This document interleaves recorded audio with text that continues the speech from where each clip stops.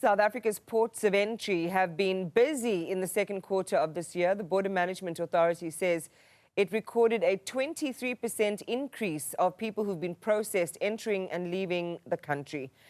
8,000 of over 9 million people who entered South Africa between July and September were caught attempting to enter our country illegally.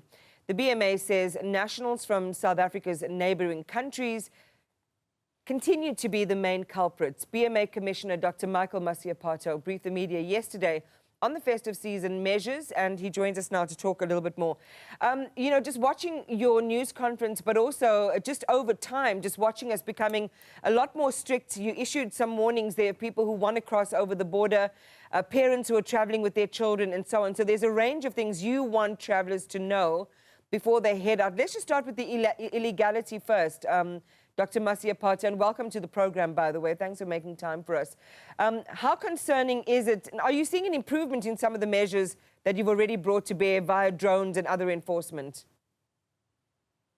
Yeah, no, thank you very much, Iman. We really appreciate this opportunity as the Border Management Authority. Yes, indeed. What we can say is that most of the media conversations that we have had, and we really appreciate yourselves for really covering these activities. When we basically engage on the requirements, for people to come through to the ports, what are the kind of paperwork that is basically required, maybe even in terms of the movement of children, the issue of the movement of agricultural products and all of those kind of issues, the issues around visas and all of that. We've actually seen that there has been some bit of an improvement in terms of compliance by people who come through into our ports. And I think one of the key issues, Iman, around compliance is that when people comply, even the processing that we do in the ports is a bit seamless because we don't have a lot of challenges. But one other thing that we have done, which has also enhanced compliance, is that we have also made sure that only people with requisite documents are allowed to enter into the port as a processing area. That is why we are basically deploying the border guards at the entry gates and do access control into the environment. So that also had actually started to assist in terms of bringing some seamless processing. So there is a bit of compliance improvement. Let's talk about people who want to comply, but who maybe have some bureaucratic obstacles to overcome. I mean, you spoke about people who are traveling with children, that you have to have a letter from the other parent, or if the parent is deceased. Just talk to us about the requirements for traveling with children. Just remind our viewers what's needed from them there. Yeah, you see, that is a very fundamental point, Iman, because one of the things that we don't have to find ourselves in as the Border Management Authority is to be facilitating people, for example, trafficking children under the guise of either being their parents or either being their guardians and all of that. That is why when it comes to that, we become very much strict. So what are the requirements? One, if you are a parent and you are traveling out of the country with a minor, you need to have an unabridged birth certificate. The unabridged birth certificate, if you remember, it has the parents of both the mother as well as the father. And once you have that, if you are traveling as a parent, let's say as a father without the mother, we need a letter from the mother confirming that, yes, indeed, my husband is traveling out with my child. I'm aware of that. So that is basically a very strict requirement. Then we say, if the other parent is not alive, then there will be a death certificate that will be required so that we will be very much sure that everything is done accordingly.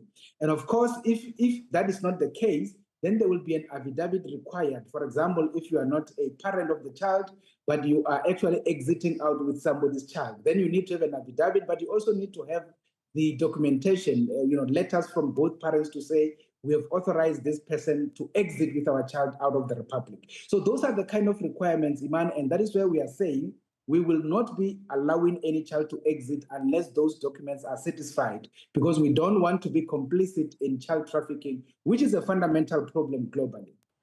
What's your observation, Dr. Masiapato, of Home Affairs' agility and efficiency in making sure that parents have these documents, because that then falls to them?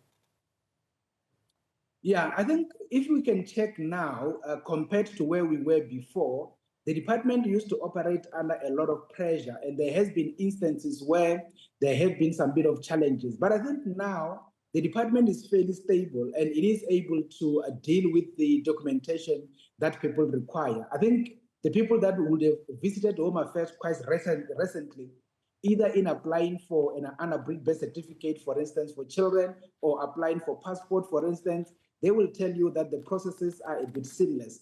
Remember, previously there used to be complaints and challenges around queues and all of that.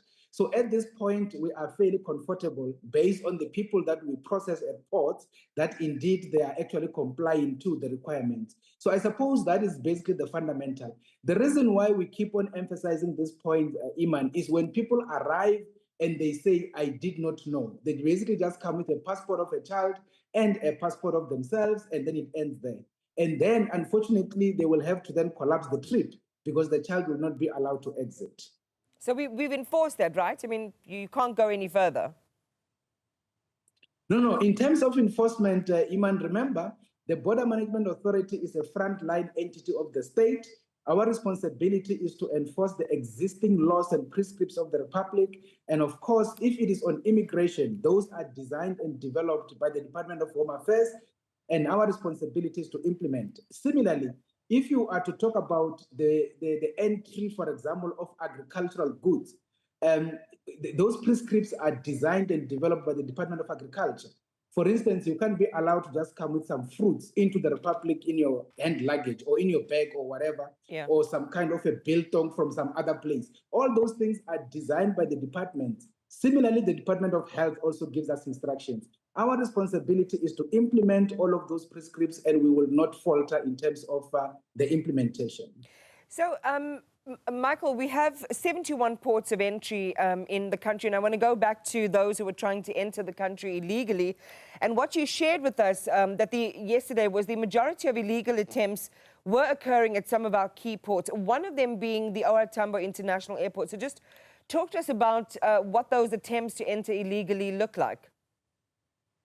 Yeah, you see, the biggest interceptions, Iman, out of the 8,000 in the second quarter we spoke about, the majority being Basutu is on the land port, followed by Mozambicans is on the land port, and of course followed by Mozambicans also on the land port, or what you will call on the land borderline. In terms of OR Tambo, Iman, we don't have much of a challenge. The people at OR Tambo are the ones that are in the category of what we call inadmissibles. That is around 1,800 out of the 8,000. So there we talk about people, for instance, who will be coming from what we call yellow fever endemic country. They are expected to arrive into the country with a proof of yellow fever vaccination, and that is through a certificate. Again, that is a prescription that comes from the Department of Health that we are supposed to implement. When they arrive at the port, they will be having, for example, a passport, they will be having a visa, for example, but for the fact that they are from a yellow fever endemic country, as prescribed by the World Health Organization, we will then deny them entry. We then categorize them as inadmissibles, and they have to then be flown back, and that is the reality. The second category are the people who will arrive at the port who are supposed to be having a visa, for instance, and you find that they don't have a visa, or they basically are having a visa, but they are visiting in a different category. If you visit as a student, you need to have a student visa. If you visit as a visitor, you then need a visitor's visa and all of those. Those are the ones at OR Tambo, but we are not, in terms of the numbers, we are not necessarily concerned too much that side because the levels of compliance had improved. What about cross-border crime? I mean, how concerned are you by that, and how much of a threat does that pose to, or how vulnerable are our border posts to that? Yeah, so Iman, again, as we've indicated even in the statement, cross-border crime now is getting too sophisticated. The people that had been doing the basic ones, we've been able to fairly deal with them, but now we are basically dealing with the high sophisticated levels. For instance, individuals that are moving your guns, for instance, particularly from our eastern corridor, particularly from Mozambique, highly sophisticated, but we keep on engaging and we keep on, deflating the setups. We work with our colleagues from the South African National Defence Force together with the police, particularly the work in terms of addressing the organized criminals that are doing these interjurisdictional activities. The second biggest, obviously, Iman, as we have said in the statement, is the illicit cigarette particularly coming from our northern border. This one is with Zimbabwe. Here we talk about the interception just in 3 months of around 827 million. That is almost $1 billion worth of illicit cigarettes. And that is why that is one of the biggest challenges. Hence, it also compromises the sustenance of those that are doing legitimate business of cigarettes in the Republic. And those are the kind of issues that we are dealing with. Then there are normal ones where people are just doing, for example, issues of stock theft and all of that, particularly in terms of our central border with Lesotho. But we continue to deal with the situation. We actually engage with these countries and we basically plead with them to assist us to make sure that we collectively deal with these criminal activities. Well, Dr. Michael Masiapato, we wish you and your team your teams really well. We wish you success over the festive season, particularly. We also hope that everyone stays safe. We know that this is a massive operation that's going to get underway over the festive season because you'll have support from NAT joints. This is our national joint operation.